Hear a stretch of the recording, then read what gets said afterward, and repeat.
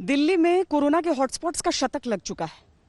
राजस्थान में भीलवाड़ा में स्थिति सुधरी, तब तक जयपुर में स्थिति बिगड़ गई। हम इस समय जयपुर के सबसे प्रभावित इलाके रामगंज में मौजूद हैं, जहां पर संक्रमितों का आंकड़ा लगातार बढ़ता गया। लेकिन अब एक सवाल सबके मन में उठ रहा है कि संक्रमण के इस दौर को लॉकडाउन से धीमा तो किया गया, लेकिन लॉकडाउन के दौर से देश निकलेगा कैसे? एग्जिट प्लान क्या है?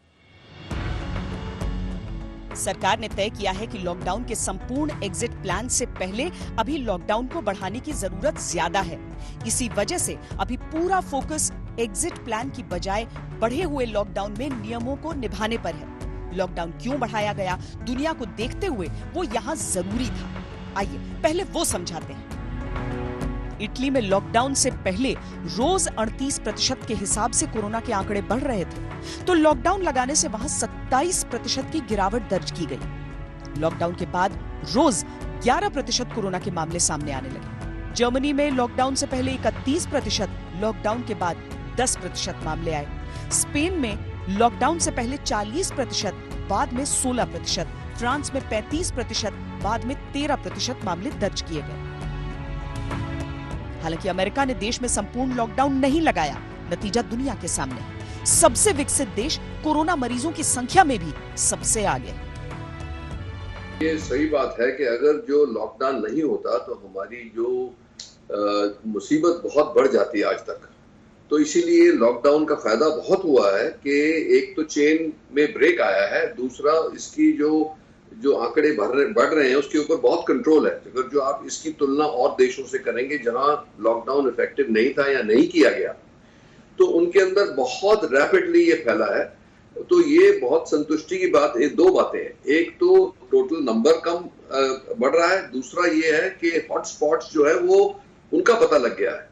तो ये आज के दिन गवर्नमेंट की जो तैयारी है कि हॉटस्पॉट्स को तो लॉकडाउन रखना ही है, ये बहुत अच्छी बात है, क्योंकि वहां पे जो संख्या बढ़ती जा रही है और वहीं पे जब तक उसमें ड्रॉप नहीं आएगा तब तक उन हॉटस्पॉट्स को खोलने का कभी भी मेरे ख्याल नहीं करना चाहिए।